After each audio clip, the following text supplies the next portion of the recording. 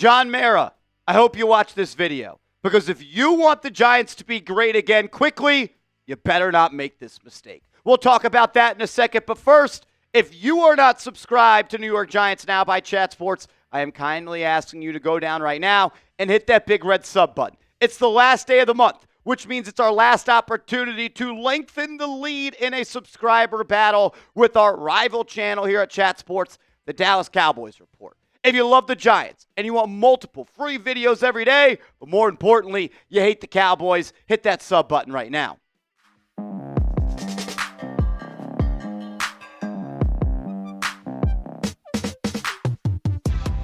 Welcome into New York Giants Now by Chat Sports. I am your host, Marshall Green. Appreciate everybody for stopping by as I tell you why the New York Giants cannot fire Brian Daboll after this season, pretty much no matter what happens. If the Giants want to get back to being a respected franchise and being a team that can compete in the NFC East rather quickly, Brian Daboll needs to be given the opportunity to roll with his plan, which was to select Jaxson Dart and go out and develop him. The Giants let Brian Daboll handpick his rookie quarterback in the 2025 NFL Draft.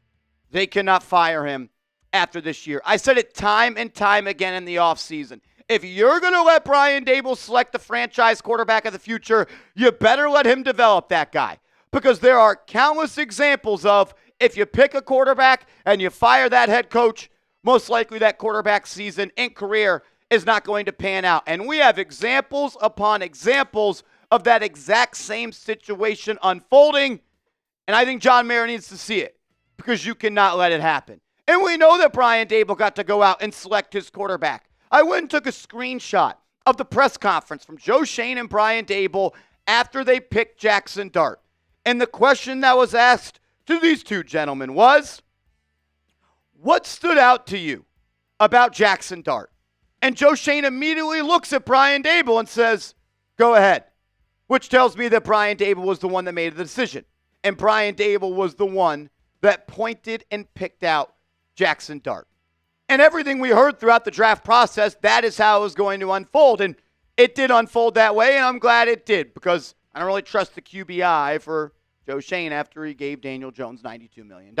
We also have heard from Todd McShay that Brian Daboll was anti-Shedeur Sanders. And the Giants didn't take him at 3. And there were people before Brian Daboll got involved in the pre-draft process that wanted Shedeur Sanders to be a Giant. Then once Daboll got involved, they were no longer interested.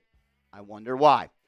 If all goes right this year for the Giants, Jaxson Dart should not play a single snap. Russell Wilson should be the starter for all 17 games. And you should be competing for a wild card spot to make the playoffs.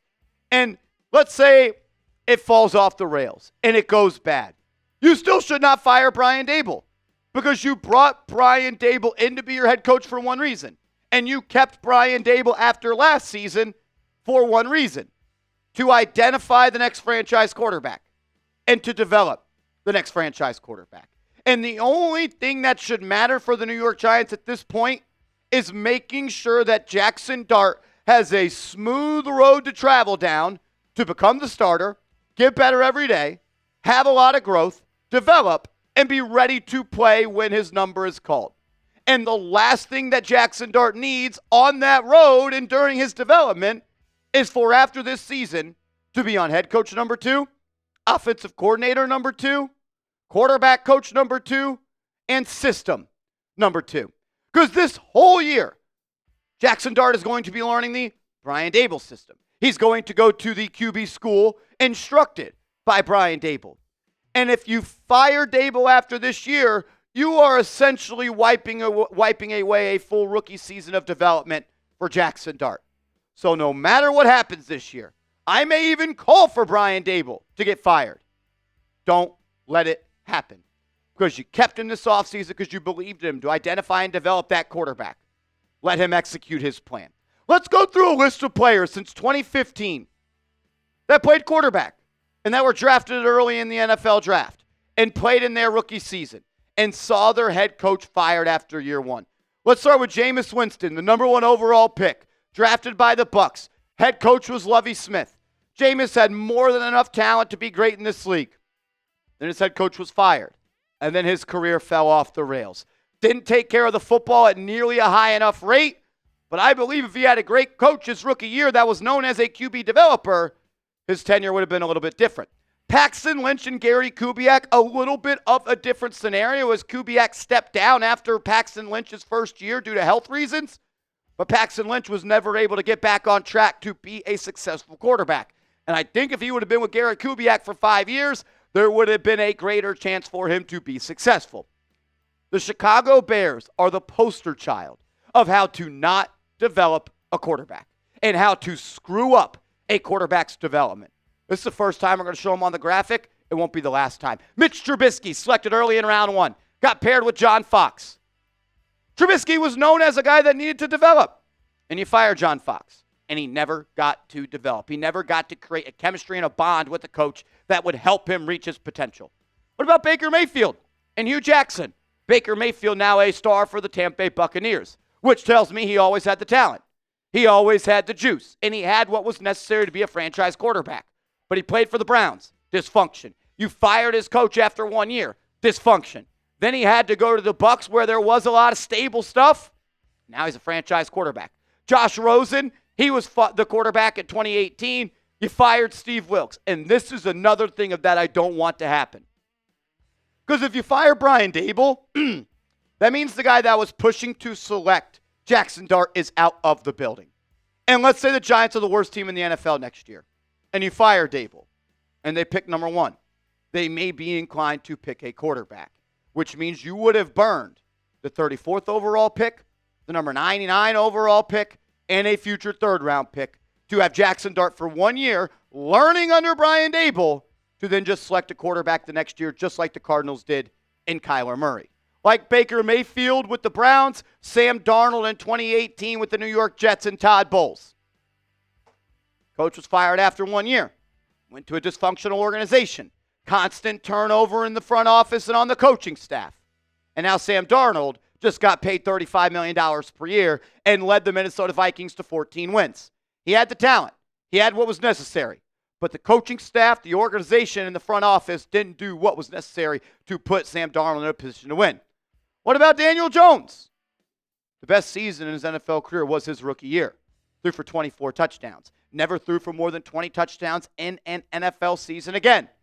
And then you fired Pat Shurmur. And John Mayer, remember what you said? We've done everything we can to screw this kid up. Learn from your mistakes.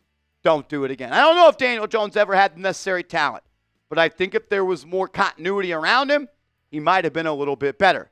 And once again, the Chicago Bears, Justin Fields and Matt Nagy. You selected Justin Fields, you fired Matt Nagy, and Justin Fields never lived up to his potential. And now he is on another team.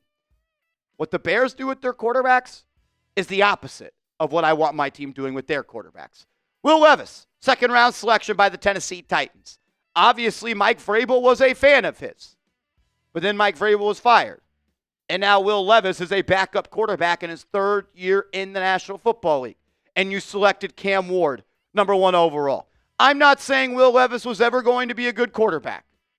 But I think the chances of him being so improve dramatically if you keep the coach that believed in him, the front office that believed in him, and you supported him with consistency and continuity, like all the players we've shown on the list. There's another tier of this list as well.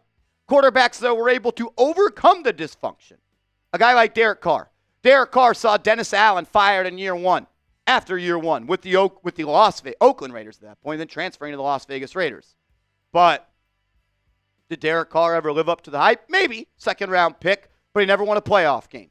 And I'm not saying Dennis Allen and Derek Carr were going to put Lombardi trophies in the case for the Raiders. But it's not great to start a rookie's career in year 2 with head coach and OC number 2. Jared Goff had enough talent to overcome it. But even Sean McVay traded him. Jeff Fisher, Mr. 8-8. Jared Goff, the number 1 overall pick, saw his head coach fired. Good things came after it. They ended up going to the Super Bowl with Sean McVay. But that's about the only chance and the only situation that we're going to talk about today where the best case scenario came after the head coach getting fired. Justin Herbert and Anthony Lynn, probably in the middle of these two. Justin Herbert has enough talent. Justin Herbert has what it takes to be a franchise quarterback. But he had his head coach fired. And then it's been kind of rocky over the past couple of years. But now that you got Harbaugh in there, finally, the third head coach of his career, I think it's going to be smooth sailing for the Los Angeles Chargers. But all the years you had with, who was it? Brandon Staley was the head coach for the Chargers? Yeah, keep going for it on 4th and 18 from your own 30, Brandon. Trevor Lawrence. I am buying the dip of all the Trevor Lawrence stock. But you started him with Urban Meyer. And then what did Urban Meyer do? Did he hit the kicker or whatever he did? Then he got fired. And then he went to Doug Peterson. And now he's on Liam Cohen. And kind of like what John Mara said with the Giants, they did everything they can to screw this kid up. A guy that was looked at as a generational quarterback prospect, the best since Andrew Luck. A lot of people would say he's a bust. I still believe in him. I'm buying the dip. But it's really hard to overcome dysfunction. Don't be dysfunctional, John Mara. You've done it enough. And there's 3 more instances, which I would say are too early to call. Bryce Young and Frank Reich. Fired after his rookie year. Bryce Young was terrible his rookie year, to be fair. And then in 2024, he got a little bit better. And he grew as the season went on. But I thought, and I think, he stunk at the beginning of the year because he's learning System 2 in year 2. That's a lot. Caleb Williams and Matt Eberflus. Again, too early to tell. But it would have probably been better if you just fired Matt Eberflus before the season and you gave Ben Johnson that big contract last year. And going into year 2 for Caleb Williams, he could be on year 2 of learning the system of Ben Johnson. But you thought keeping Matt Eberflus was a good idea. What the Chicago Bears do at quarterback is something that you should never do. On this list 3 times. That's embarrassing. And Drake May and Gerard Mayo. Maybe if Drake May was selected with a rookie coach or with a coach that was an offensive guy, he'd be in a better spot. Again, all of these situations are too early to tell. I think Drake May will be good enough to overcome the early dysfunction for the New England Patriots. But I think you guys are starting to see the picture I'm trying to paint. It's damn hard to play quarterback in this league. It's almost impossible to overcome dysfunction. Only a couple of quarterbacks have been able to do so. How about we make it as easy as possible on our young guy to be successful and learn under Brian Daboll, who is known around the National Football League as one of the best quarterback developers in the NFL. Todd McShay saying this on Brian Daboll. Daboll is one of the most gifted offensive minds and quarterback developers in the National Football League. Again, you hire Daboll to identify and develop the rookie quarterback. He's identified him. Let him develop him. Brian Daboll saying this on Jaxson Dart. He has the traits that we look for and covet in a guy to be able to learn and grow. The plan is not to play Jaxson Dart in year 1. The plan is to learn, grow, and develop. And if you fire the head coach that's doing that after year 1, you're throwing all that away. John Mara, let Brian Daboll work his magic. Whether you want to call him a QB guru, whether you want to credit what happened with Josh Allen for Brian Daboll, I do not care.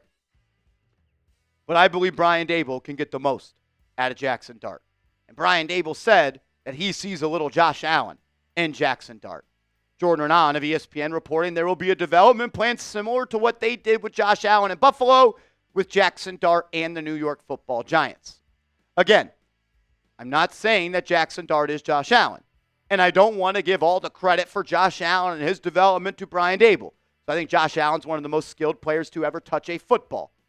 But the proof is right in front of your face. Josh Allen was not good his rookie year in the NFL, completing 52.8% of his passes, 10 touchdowns to 12 interceptions. And then he had a turnover-worthy play percentage of 5.1. In the very next year, completion percentage jumps from 52 to 58. Touchdowns jump from 10 to 20. The interceptions drop by 3. The turnover-worthy play percentage decreases. Then he becomes an MVP caliber player. 58% completion to 68%. 20 touchdowns to 42 touchdowns. Yes, the interceptions overall increased by 2, but the turnover-worthy play percentage decreased by a whole percentage point.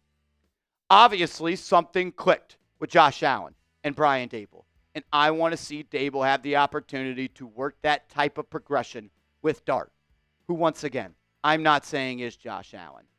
But I think it would be better for the long-term development of Jaxson Dart if he's able to learn under Brian Daboll for the first couple years of his career. I think Daboll can get the most out of him. I think Daboll's one of the smartest QB coaches in the NFL. Todd McShay said it. Multiple people outside the Giants organization believe it. Give them a chance. Let those two get to know each other. Let them get to work together. And let's see what happens and unfolds down the line. Show our QB Jaxson Dart some love.